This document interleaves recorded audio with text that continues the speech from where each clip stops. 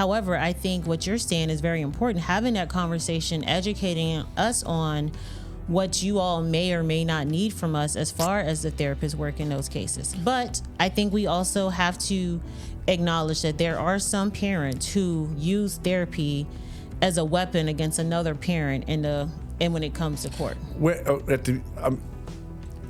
Parents are willing to use anything as weapons at some point in time. How would I better set the stage that you and I, if I had a client that was going to see you, what would be a good way to set that I'm not going to put you in fight, flight, or freeze, to let you know that I'm involved? And the other thing that this could help with is if the client shares things with me that sometimes they're not going to share with other people. Mm-hmm. And I've got a great way to create rapport and get that information. What I would almost love is then to be able to pour rocket fuel on then the therapy and client for them to say, hey, here are the issues that are coming up in court that I'm going to have to be able to address. Mm-hmm. And here are the things that the client has told me that I'm concerned about. And almost with the client's permission, because I would always do that, say, boom, and so there would have to be a question about the rapport. But how would a lawyer like me get to that point?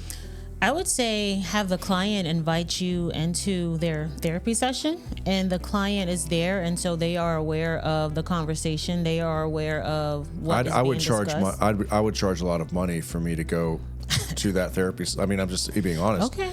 And I'm not saying no. I guess, is that the only way to get that, is to get the lawyer into the therapy session?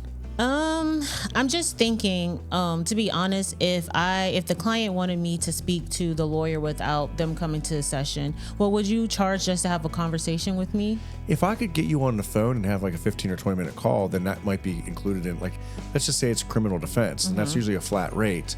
At least generally. So that I kind of would include that, so long as it wasn't going to require me to leave the office for 2 or 3 hours and go through that. But if you're not able to do that, or if price becomes an issue, definitely as the provider in this situation, obtaining a release of information, because I'm big on protecting yourself, protecting your brand, and protecting a client.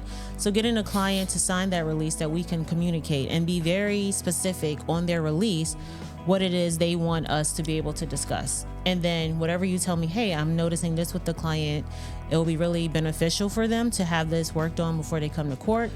I'll present it to the client, spoke with your lawyer, this is what they're seeing, how do you feel about it?